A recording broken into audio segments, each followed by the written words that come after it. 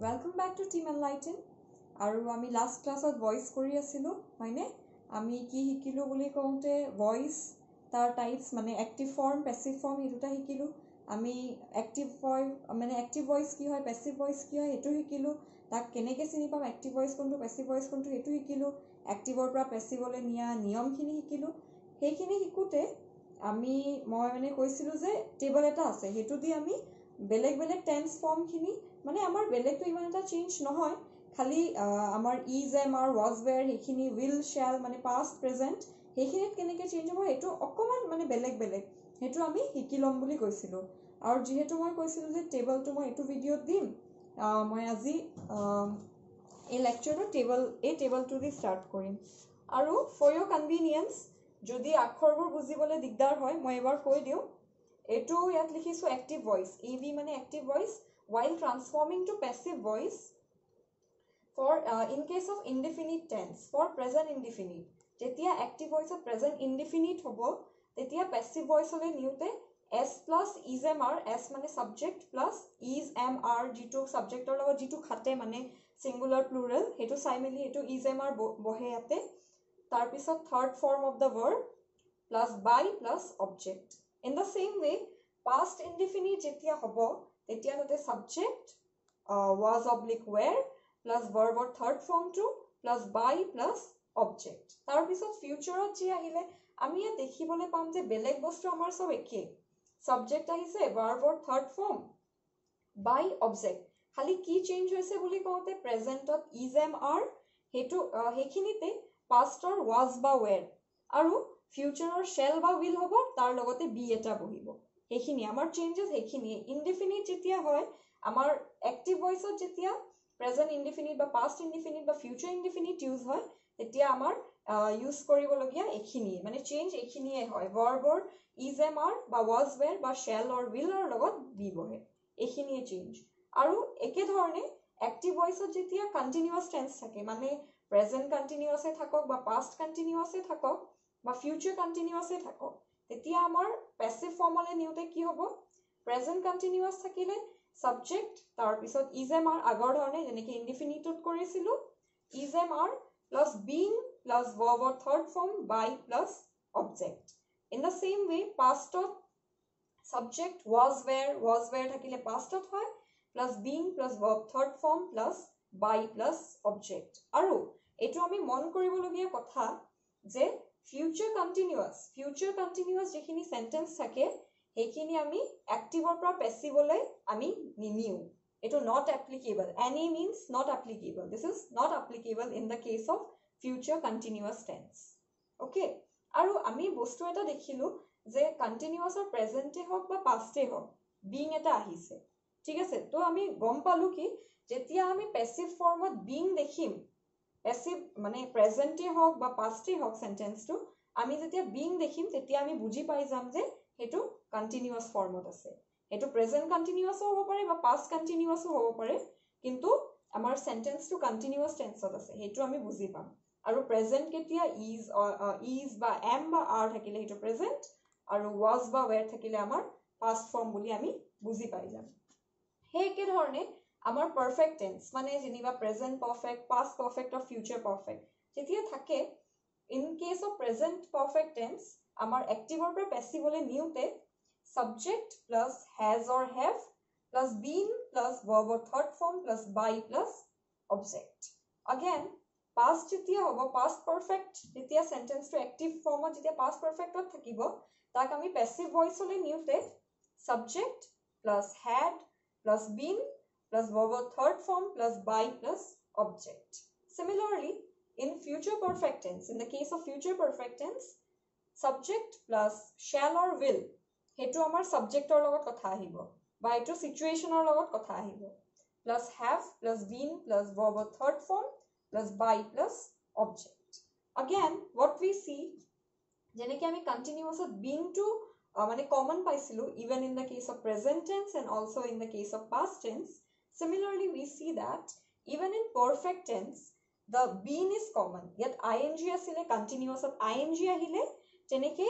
amar perfect tense of been ahile b double e n been yato in the case of past tense also been আৰু even in the case of future tense আমাৰ been আছে আৰু আমি এটো কেনেকৈ গম পাম এতিয়া আমি দেখিম কি been আছে তো আমি গম পাই যাম যে sentence to either present perfect past perfect or future perfect tense ত আছে তো ইয়াতে has or have থাকিলে has or have without shall or will থাকিলে আমি গম পাই যাম এটো present perfect হয় আৰু had মানে obviously the past form তেতিয়া গম পাই যাম past perfect হয় মানে been or আগত had থাকিলে আৰু লগতে futureত have থাকিব তাতে shall বা will লগত লাগি থাকিলে been to থাকিলে আমি গম পাই যাম যে এটো future perfect tense হয় again আৰু এটা tense থাকি গল এটো হল আমাৰ perfect continuous মানে present perfect continuous past perfect continuous and future perfect continuous আমি এটো মন কৰিবলগীয়া কথা যে for those things the transformation from active to passive voice is not applicable again and a হেখিনি applicable নহয় হে কাৰণে মই চাৰ্টত এটো মেনশন কৰা নাই so তোমালোকে এটো নোট কৰি লব পাৰা it will be much help for you তোমালোকে এটো পজ কৰি নোট কৰি লবা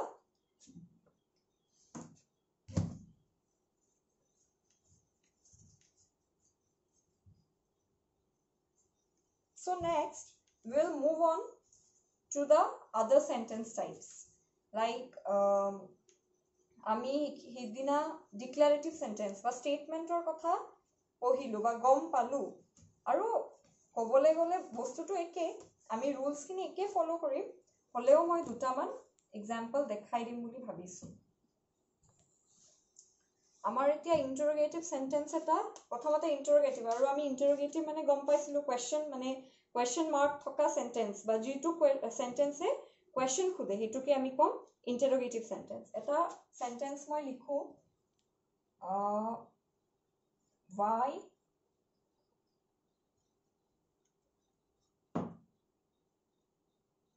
did your father refuse such an honorable job etu amar koa hoise change the voice of the given sentence yat amar jetu sentence dia hoise hetu ami jodi active ase passive ot nim jodi passive ot ase active ot nim firstly we will identify if it is in the active or in the passive voice so ami ki koisilo active voice ot doer jone actively action to perform kori thake so here the active performer of the sentence is your father and the question is asked that why did your father refuse such an honorable job so it is quite clear that father has performed an activity or performed the job so he is the active doer of the action so ami etu gom palo je sentence to already amar active voice ot dia hoise to nextly ami ki koribo lagibo ami ya passive form ot nibo lagibo to etia passive form ot niute আমি এটা কথা মন কৰিবলগীয়া যে এটো যেহেতু এটো simple statement নহয় এটো এটা ইন্টাৰোগেটিভ সেন্টেন্স হয় সো ইয়াতে আমাৰ কি হ'ব we cannot leave the question mark behind আমি question mark to এৰি দিব নোৱাৰো এটো সেন্টেন্স টাইপ আমি চেঞ্জ কৰিব নোৱাৰো ইন্টাৰোগেটিভক আমি assertive কৰি দিব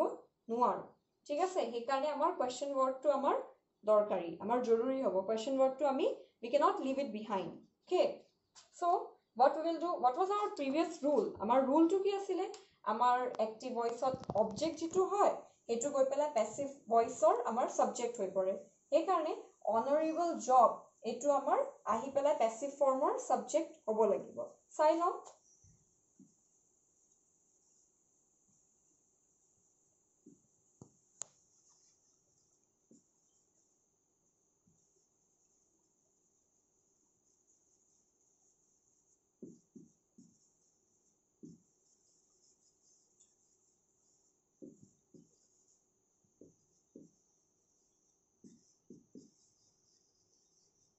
okay so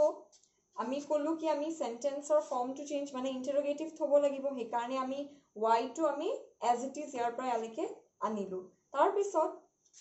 আমি কৈছিলু যে আমাৰ active voice or আমাৰ যোনটো object হ'ব হেতু আমাৰ passive voice or subject হ'ব এটো such an honorable job. এইটো ইয়াৰ পৰা ইয়ালৈকে আহিলে আৰু এটা কথা মন কৰিবলগীয়া যে আমি এইটো সেন্টেন্সৰ কোনো পাৰ্ট মিছ কৰি দিব নোৱাৰো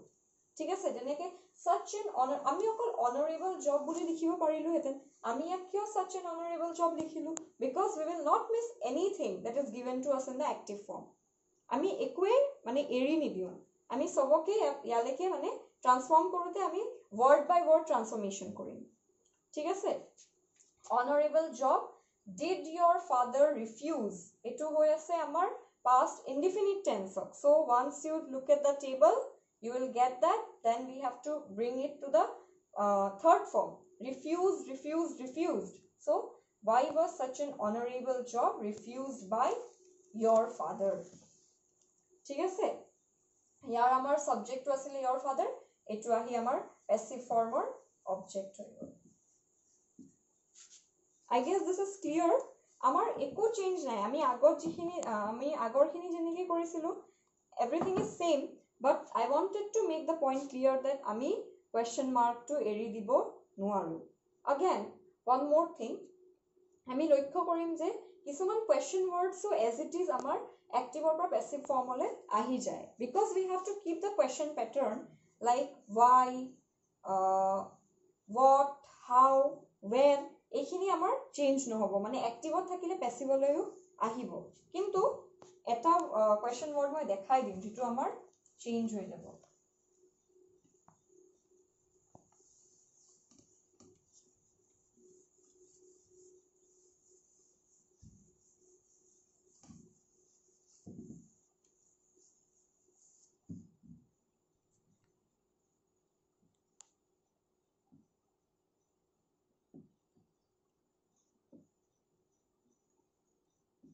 Now, here we see that who has torn my book. It was an interrogative sentence, no doubt. Starts with a question mark, again ends with a question mark. So, it was an interrogative sentence. Next, আমি দেখিলো ইয়াতে question word কি use কৰা আছে who. Question word to আমাৰ who. আৰু has torn my book. তো প্ৰথমতে আমি এটো বিচাৰি লওঁ যে এটো active voice নে passive voice. তো ইয়াতে has torn my book as it is a question word. So, ইয়াত directly আমাৰ subject to mention হৈ থাকা নাই কোনে কৰিলে এটো question হে কৰা হৈছে আৰু এটা actively মানে কোনোবাই মোৰ কিতাপ ফালি দিছে তো এটো question কৰা হৈছে so this is in the active form active voice now while transforming to passive voice what we do আমি যেনেকৈ কৈছিলো কি কিছুমান words go unchanged right but here who will not go unchanged আমি যেতিয়া এটো passive form লৈ নিম তেতিয়া আমি কিন্তু হু অলপমান চেঞ্জ কৰিব লাগিব লাইক হুক আমি where বনাই নিদিও হেটো নকৰো কিন্তু অলপমান ট্ৰান্সফৰমেশন আনিম এই ট্ৰান্সফৰমেশনটো কেনেকুৱা হ'ব by whom কাৰণ আমি যেতিয়া আমি আগতে জানিছিলো যে passive form generally we use by we did it in the assertive sentences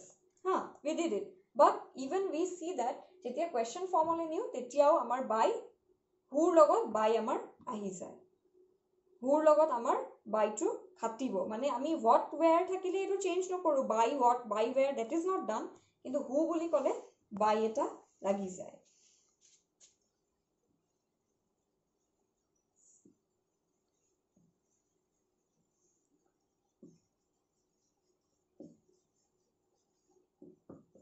এতিয়া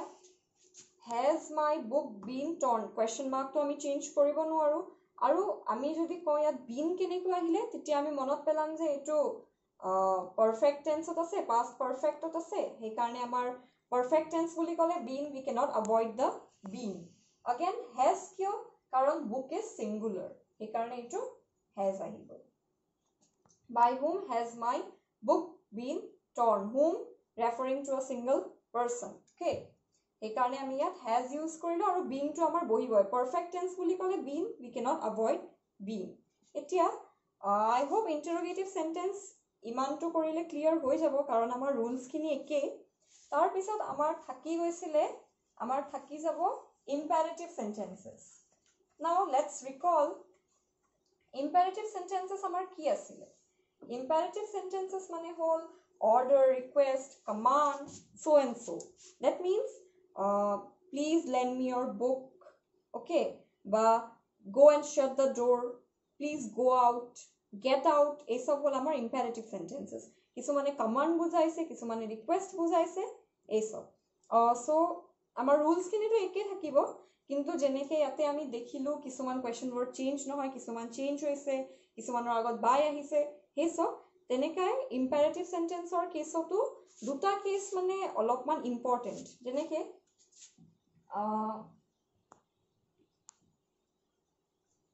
please open the door, ঠিক আছে. Now in the general sense আমি ইয়াৰ meaning sentence or meaning to বুজি লওঁ. এইটো এটা imperative sentence হয়. Why? Because please means request, isn't it? এতিয়া please open the door, that means I'm requesting someone to open the door. So এইটো এতিয়া passive form লৈ যাব, এইটো active ত আছে কাৰণ I'm requesting someone, isn't it? এইটো active ত আছে. So আমি ইয়াৰ যেতিয়া voice change কৰিম তেতিয়া আমি কি কৰিম,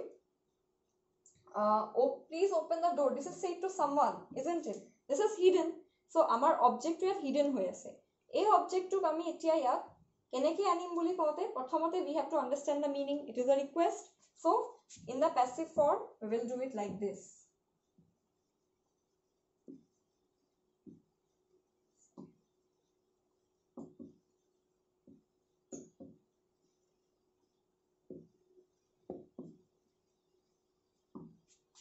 Okay, মই ইয়াত কি বুজাব বিচাৰিছিলো যে please বা kindly এই দুটা word যেতিয়া use হয় তেতিয়া হলে আমি প্ৰথমতে মানে ইয়াতে imperative sentence কৰোতে আমি চাই ল'ব লাগিব প্ৰথমতে sentence ৰ meaning টো কি বুজাইছে.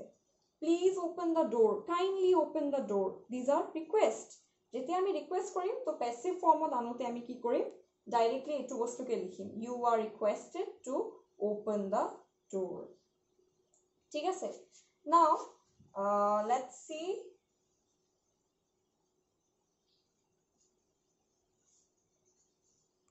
for order. এতিয়া যদি আমি কাৰোবাক order দিওঁ,